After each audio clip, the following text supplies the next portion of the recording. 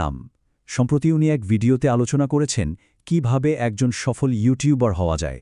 তো আজকের পর্বে আমরা সেই ভিডিওটারই মূল যুক্তিগুলো একটু কাটাছেড়া করে দেখব। তো প্রথমেই যে প্রশ্নটা আসে আর যেটা অনেক নতুন ক্রিয়েটরদের রাতের ঘুম কেড়ে নেয়, সেটা হলো চ্যানেল গ্রো করছে না কেন। এই সোর্স ম্যাটেরিয়ালের শুরুটাই কিন্তু হয়েছে এই প্রশ্নটা দিয়ে। এই যে চ্যানেল গ্রো না করার ব্যাপারটা, এটা ক্রিয়েটরদের মধ্যে একটা বিশাল হতাশা তৈরি করে। মনে হয় যেন একটা জায়গায় এসে সব আটকে গেছে। এটাকে আমরা বলতেই পারি ইউটিউবারের উভয় সংকট বা আ ইউটিউবার্স ডিলেমা।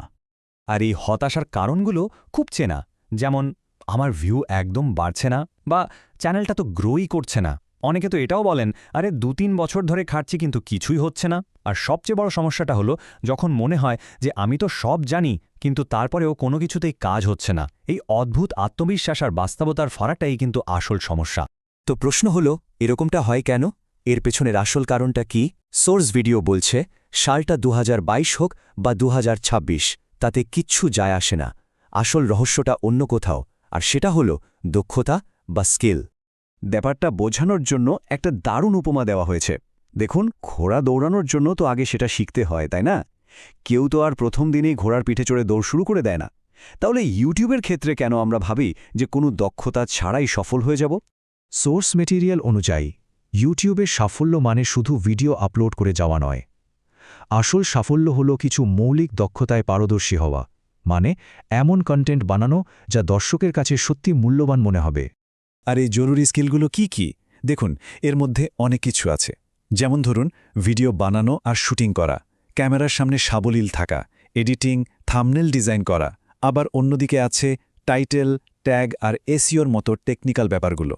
এখানেই শেষ না, কিভাবে ঠিকঠাক আপলোড করতে হবে, নিজের জন্য সঠিক নিশ আর ক্যাটাগরি বেছে নিতে হবে, আর সবচেয়ে জরুরি, দর্শকদের কিভাবে আকৃষ্ট করতে হবে বা হুক করতে হবে, এই সব কিছুই এর মধ্যে পড়ে। এখন মনে হতেই পারে যে এত কিছু তো ইউটিউবেই ফ্রিতে শেখা যায়, তাই না?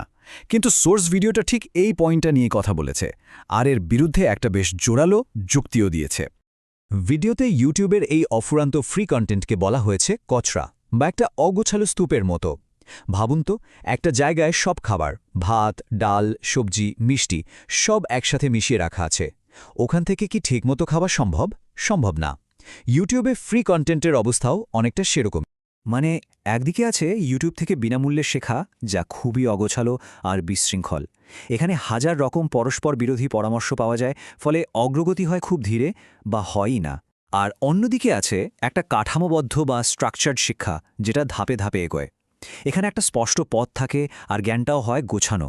তাহলে বিনামূল্যে শেখাটা যদি এতই বিশৃঙ্খল হয়, তাহলে উপায় কি?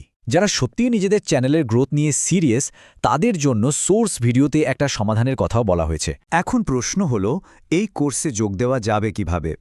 ভিডিওর দ্বিতীয়ার্ধে একটা ডিটেইলড টিউটোরিয়াল দেওয়া আছে, যেটাকে আমরা এখানে একটা সহজ ধাপে ধাপে নির্দেশিকা হিসেবে তুলে ধরছি। ছিল ইউটিউবে সাফল্য পাওয়ার জন্য দক্ষতা ভিত্তিক এবং একটি কাঠামোবদ্ধ পদ্ধতির পক্ষে মূল আর্গুমেন্টগুলোর বিশ্লেষণ। শেষে একটা প্রশ্ন রেখে যাওয়া যাক। আচ্ছা, এই যে একটা স্পষ্ট পথ ছাড়া শেখার চেষ্টা, এর আসল মূল্যটা ঠিক কি? শুধু কি সময় আর প্রচেষ্টা নষ্ট হওয়া, নাকি এর সাথে জড়িয়ে আছে আরও অনেক হারিয়ে যাওয়ার সুযোগও? ভেবে দেখার মতো বিষয়, তাই না?